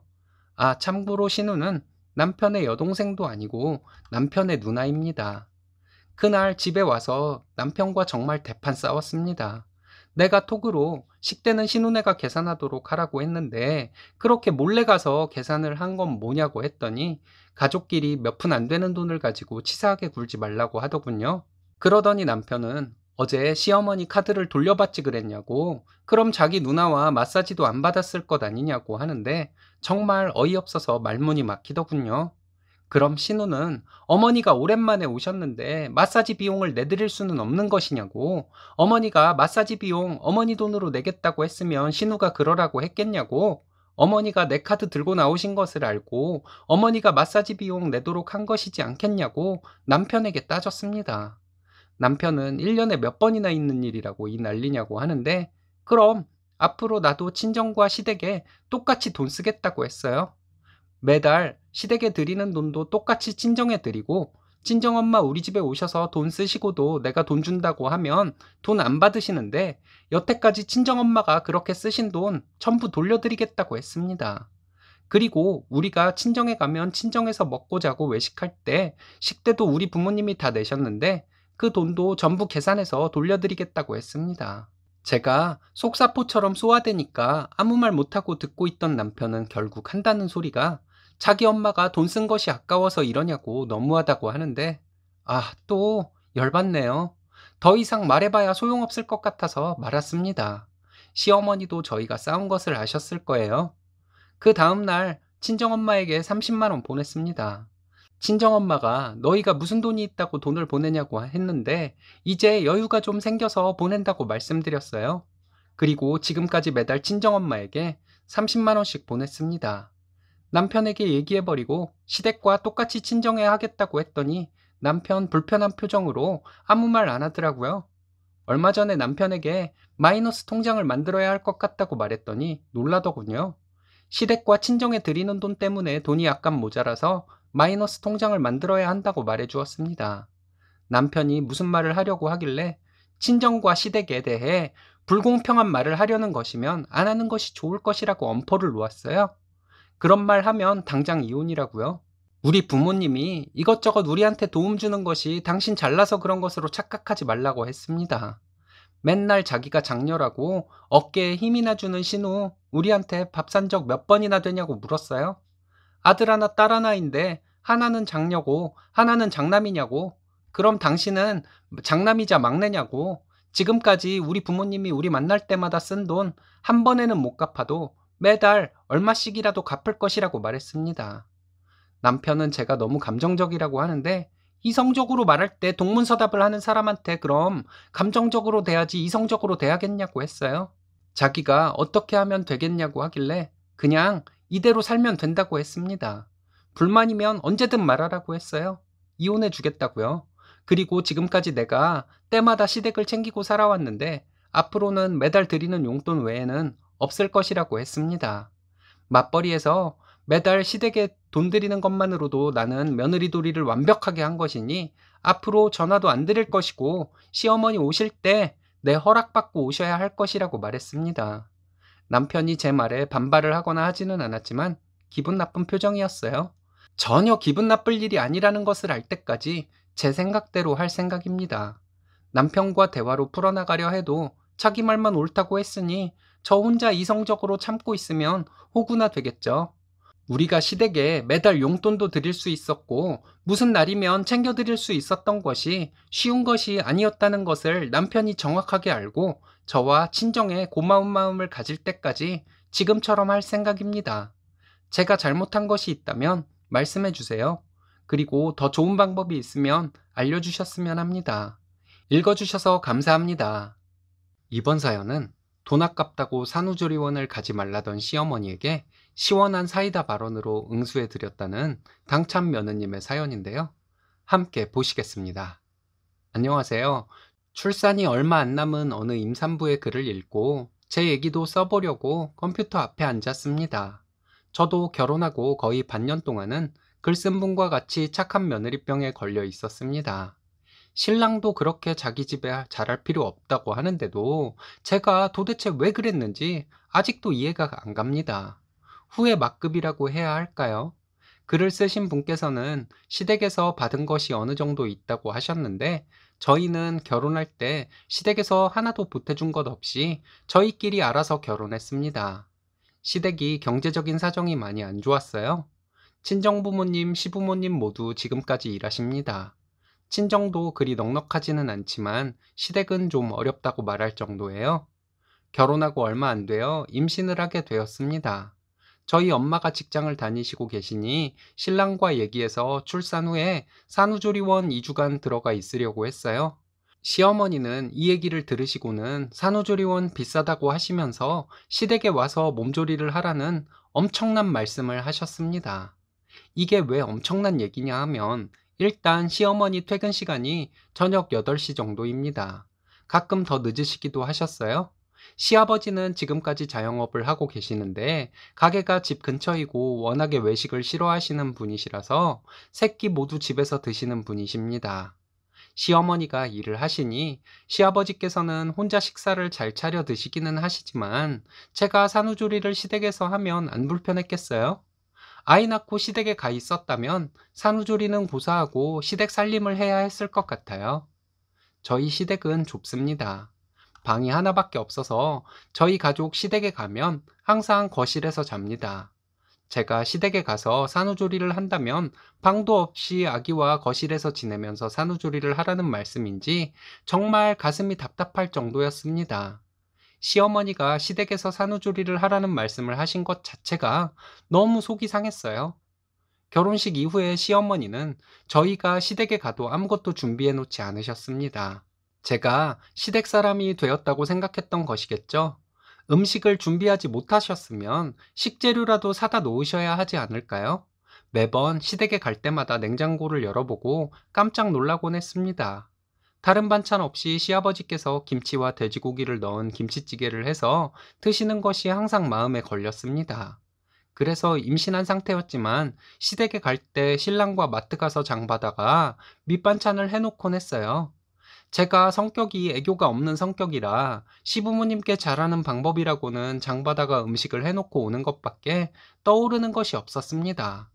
임신 9개월에 접어들 때 시댁에 갔는데 그때도 냉장고에 아무것도 없더라고요. 정말 너무 하신다는 생각이 들었어요. 뻔히 제가 시댁에 가서 먹을 것이 없으면 반찬을 해놓는다는 것을 아시면서 아무것도 안 해놓으신 것은 만삭인 제가 음식을 해놓으라는 뜻이라고 생각되어 서운했습니다. 제가 늘 장을 봐다가 음식을 해놓는 사람이라 생각하실 수도 있지만 몸도 무거운데 저보고 음식을 해놓으라는 것 같아서 기분이 몹시 상하더라고요. 임신 막달이 되니 시어머니는 아기용품을 사지 말라고 하시더군요. 어디서 얻어다 줄 테니 사용하라 하시면서 아이 크면 다 쓸데없는 것들이라고 하셨습니다. 무슨 말씀인지 이해를 못하는 것은 아니었어요. 하지만 저희는 첫 아이이고 경제적 여건상 아이를 하나만 낳는 것으로 합의를 본 상태였는데 시어머니 말씀대로 할 수는 없었습니다. 그리고 결혼 전부터 저만 보면 돈 아껴라, 돈 없다, 비싸다를 입에 달고 사시는 시어머니였어요. 저는 막달까지 출근했고 육아휴직을 했습니다. 아이를 낳고 나면 될 수 있는 한 빨리 복직을 할 생각이었어요. 임신하기 전부터 신랑은 자기 집에 가서 음식하는 저에게 너도 일하는데 왜 시댁에 반찬까지 해놓고 오냐고 하지 말라고 했었거든요. 신랑의 그 말이 고마워서 더 하게 되었습니다. 거기에다 신랑은 항상 능력 없는 자기와 결혼해서 편하게 살지 못한다고 저에게 미안하다고 말하곤 했었거든요. 신랑의 이런 행동들이 저를 착한 며느리병에 걸리게 만들려는 빅픽처였다면 정말 할 말이 없겠네요. 하지만 우직하기만 한 신랑이 그 정도로 영악하지는 않을 것 같습니다. 아무튼 저는 임신하고 신랑과 함께 최고급으로는 아니어도 이왕이면 좋은 것들로 아기용품들을 준비했습니다. 하지만 시어머니께는 말씀드릴 엄두도 못 냈어요. 시어머니께서 산후조리원 가지 말고 시댁에 와서 조리하라고 했을 때 보다 못해 신랑이 나섰습니다. 화가 난 말투로 시어머니에게 산후조리원에 저를 3주 동안 있게 할 것이라고 말하더라고요. 원래는 2주로 예약을 해놓았는데 말이죠. 시어머니는 놀라셔서 산후조리원 가는 것 자체가 돈 아까운데 무슨 3주나 있으려고 하냐며 신랑에게 막 뭐라 하셨어요. 신랑이 시어머니에게 저는 막달까지 출근했고 아이 낳고 얼마 안 돼서 복직하려는 사람이라 충분히 그럴 자격이 있으니 더 이상 말씀하시지 말라고 하더군요. 저도 이날 이후로 많은 것이 바뀌었습니다. 매번 내가 나서서 시댁에 해드리고 뒤에서 신랑에게 투덜거렸던 제 자신이 참 한심하더라고요. 아기용품 얻어다 주시겠다는 시어머니의 말씀은 그냥 그런가 보다 해도 될 일인데 뭐 그렇게 속상하게 생각했는지도 모르겠습니다. 그 뒤로 그냥 시어머니 말씀은 한 귀로 듣고 한 귀로 흘릴 수가 있게 되었습니다. 임신 막달에 시어머니는 진짜로 아기용품을 얻어다 주셨습니다. 어디서 그렇게 잘 얻어오시는지 신기할 정도였어요. 시어머니께서 가져다 주신 것들 중에서 저희가 이미 구입한 것은 베란다에 모아두고 쓸모 있는 것들은 사용했습니다. 결과적으로는 비싸서 살까 말까 망설이던 스윙기 빼고는 시어머니께서 가져다 주신 아기용품들 중에서 사용하게 된 것은 거의 없었지만요. 제가 아이를 낳고 병원과 조리원에 있는 동안 시부모님은 한 번도 오시지 않으셨어요. 조리원에 3주 동안 있고 나서 집으로 돌아왔을 때 시부모님께서 저희 집으로 오셔서 처음으로 아기를 보셨습니다. 당신 말씀 안 들었다고 첫 손주를 거의 한 달 만에 보러 오신 것이 많이 서운했습니다. 그날도 오셔서 시어머니는 투덜대기만 하셨어요. 조리원 그 비싼 데를 기어코 가야 했냐고 하시더군요. 당신 아들 등골 휘겠다는 말씀이 정말 비수처럼 가슴을 찌르는 느낌이었습니다. 한참을 조리원에 들어간 돈 아깝다고 말씀하시던 시어머니는 당신이 얻어다 주신 아기용품들은 다 어째고 이렇게 새 것들을 샀냐고 또 말씀을 하시더군요. 시어머니가 조리원에 대해 말씀하실 때부터 신랑이 그만하시라고 했는데 아랑곳하지 않고 하실 말씀 다 하셨습니다. 그래서 제가 시어머니에게 얻어다 주신 아기용품들 전부 베란다에 모아두었다고 말씀드렸어요. 저희는 아이에게 중고를 사용하게 할 수가 없었다고 말씀드렸습니다. 어디서 얻어오셨는지 알려주시면 신랑 시켜서 다시 다 가져다 줄 것이라고 했습니다. 그리고 내 돈으로 내가 조리원을 갔다 온 것을 가지고 더 이상 뭐라고 하시지 말라고 말씀드렸습니다. 시어머니께 산후조리원비도 안 대주시냐고 원망하는 얘기 같아서 참고 있던 말이었는데 시원했습니다. 아이 5개월부터는 시댁에 가기도 하고 그랬는데 그때부터는 간식류나 과일을 사가지고 시댁에 갔어요.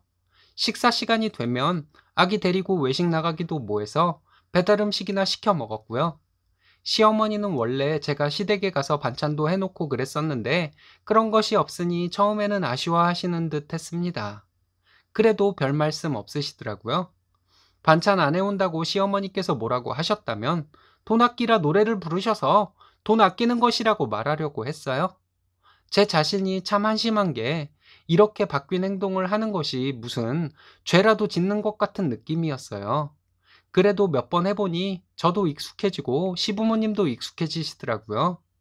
가끔 사연글 읽어보면 남편이 내 편인데도 착한 척하기 위해서 시댁에 과잉 충성을 하느라 힘들어하는 분들의 글을 읽곤 합니다.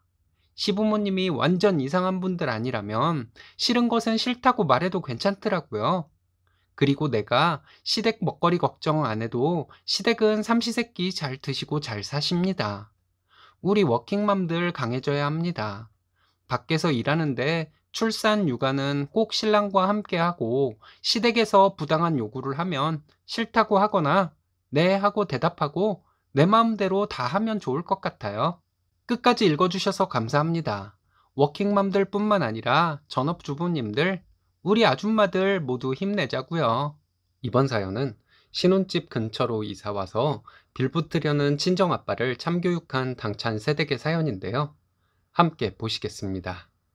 안녕하세요.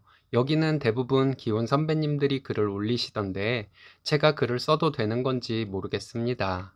하지만 주변에 저의 고민을 들어줄 만한 연륜을 가진 분들이 없어서 여기에 글을 써봅니다. 저는 30살, 결혼 한 달을 앞둔 예비 신부입니다. 얘랑과는 지인의 소개로 만나 장거리 연애 중이고요. 소개를 받았을 때 서로 첫눈에 반한 케이스인데요.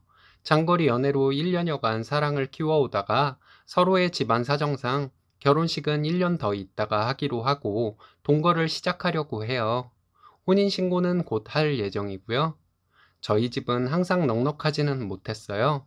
아빠는 백수인 기간이 많았고 어쩌다가 일하러 나가는 사람이었죠. 엄마는 항상 힘들게 일을 해서 우리 가족을 먹여 살렸습니다.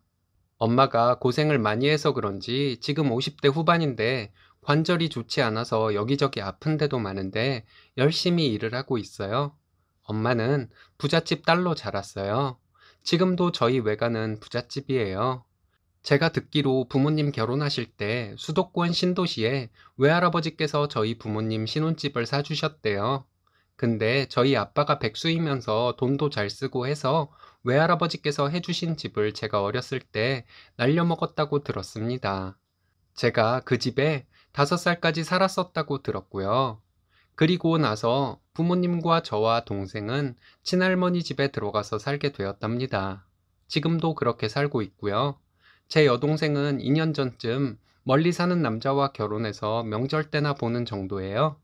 저도 대학을 졸업 후에 작은 회사에 다니며 집안 살림의 보탬이 되기 위해 노력하며 살아왔어요. 그래서 모아놓은 돈이 별로 없어서 예랑이가 구해놓은 집에 어느 정도 집안 살림을 장만해서 합치려고 하는 중입니다.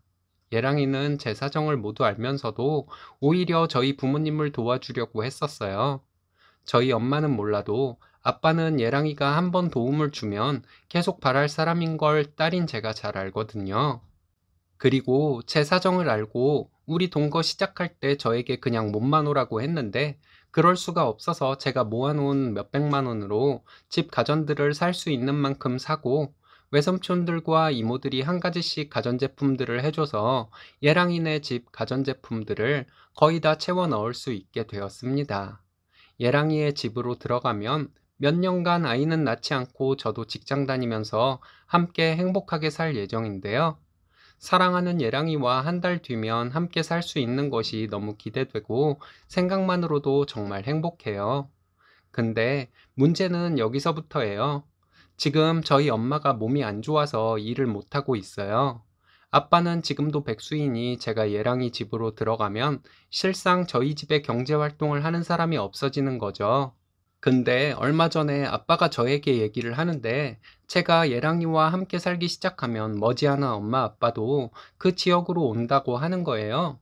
무슨 말인가 했는데 지금 우리가 살고 있는 집을 고모에게 돈을 좀 덜 받고 팔고 할머니는 고모가 모시고 살고 엄마 아빠는 제가 사는 지역으로 온다고 하더라고요. 그래서 타지에서 예랑이만 믿고 가는 건데 엄마 아빠도 그쪽으로 와준다면 의지도 되고 정말 좋을 것 같은 생각이 들었거든요. 그래서 예랑이에게 말했더니 예랑이도 좋다고 하더라고요.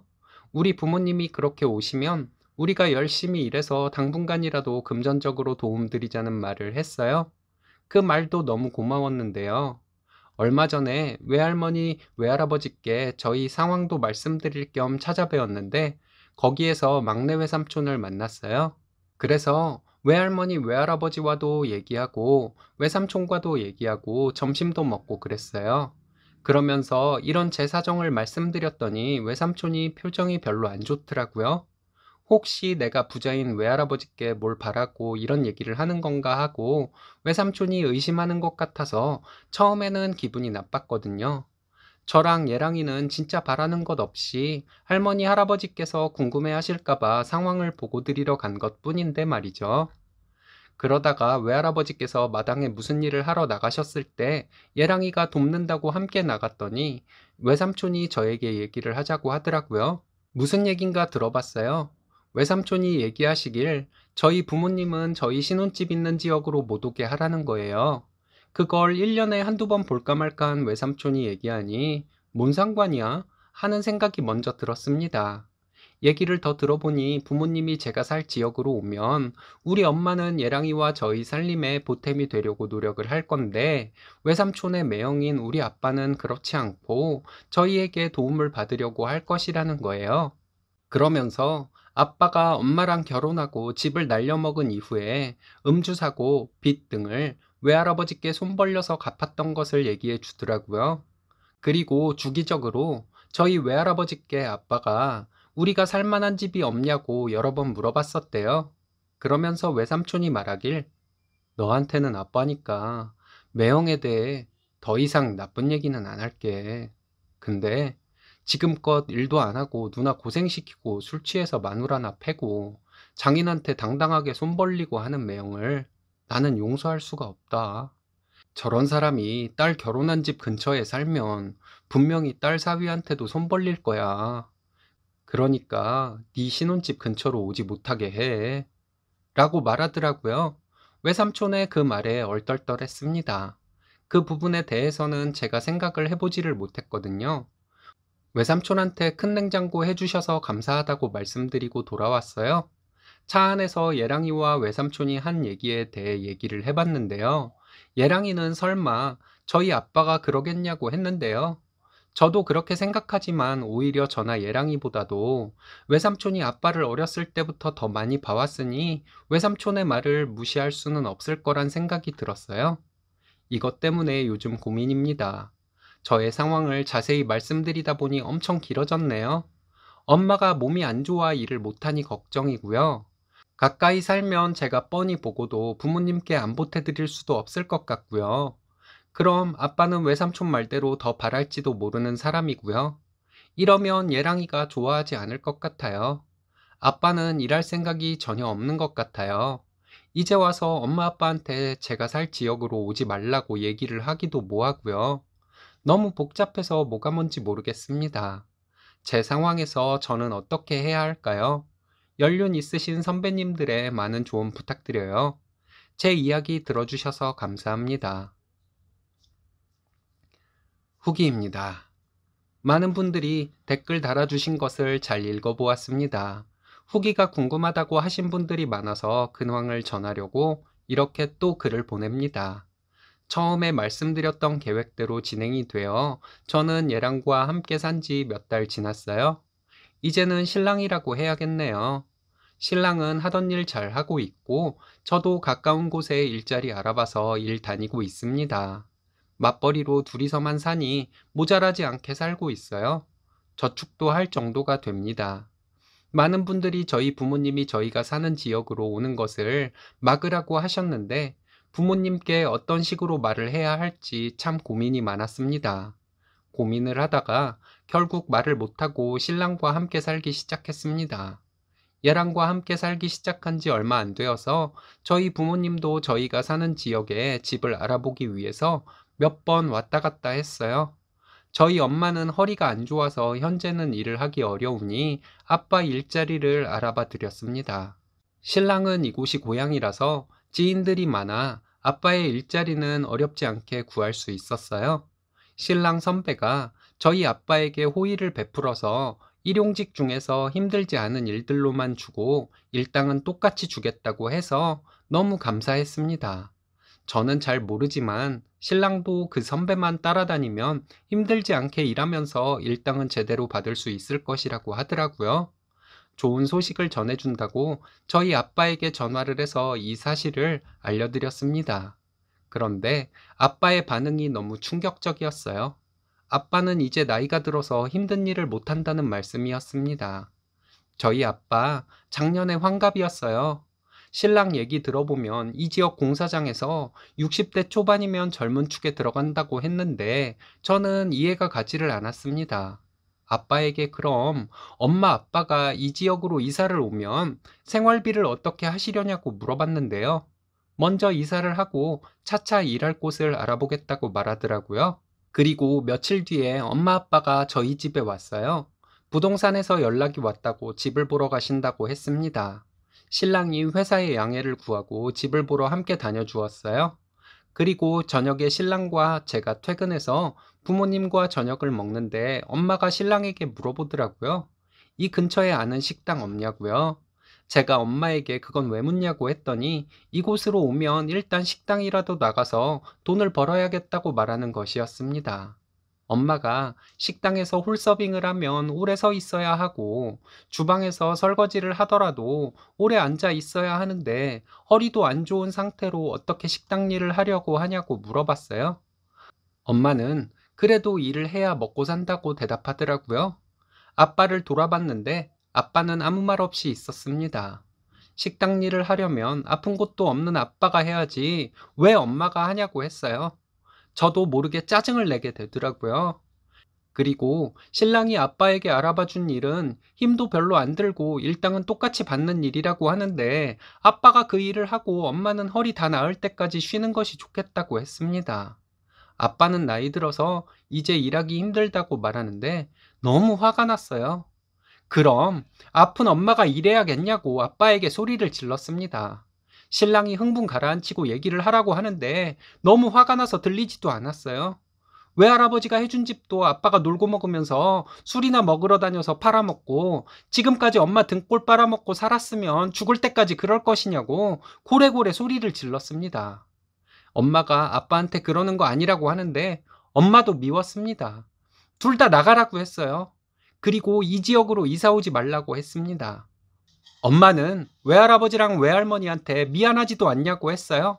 아빠랑 살면서 아빠는 돈 펑펑 쓰고 사고치고 해서 툭하면 외가에 손 벌리고 살았으면 외가 식구들에게 미안해서라도 앞으로 이러면 안 된다고 했습니다. 엄마 아빠 가고 나서 신랑에게 창피하기도 하고 미안하기도 해서 답답한 마음에 한참을 울었습니다. 신랑이 내 부모 네 부모가 어딨냐고 그냥 좋게 좋게 하자고 하는데 말은 고마웠지만 절대 그렇게 못한다고 말했습니다.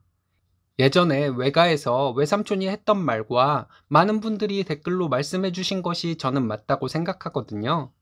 저희가 아이도 낳고 하려면 신랑 외벌이로 한동안 살아야 할 때가 올 수도 있는데 엄마 아빠까지 우리가 책임질 능력이 안 된다는 것은 확실하니까요. 아빠가 일을 하고 엄마가 다 낳으면 엄마도 일을 하면 모르겠지만 아빠는 일도 안 하고 엄마와 우리에게 의지하려는 것을 생각하는 것만도 싫습니다. 신랑이 지금은 신혼이라 말을 예쁘게 하지만 나중에 아이 낳고 우리 아이에게 들어갈 돈이 사지 멀쩡한데 일도 안 하는 아빠의 술값으로 들어가는 것을 보면 많은 분들의 댓글대로 신랑이 아무리 착한 사람이어도 화가 날 것은 뻔한 것이니까요. 부모님에게 제가 너무한 것은 아니겠죠? 나중에 아빠 때문에 저희가 이혼하고 불행해지면 그것이 더 불효라고 생각하고 제 생각대로 밀고 나가려고 합니다. 제가 잘못 생각하는 것이 있으면 말씀해 주세요. 쓰니님 정말 똑소리 나는 분이라 저는 드릴 말씀이 없네요. 잘하셨습니다. 여러분들은 어떻게 생각하시나요?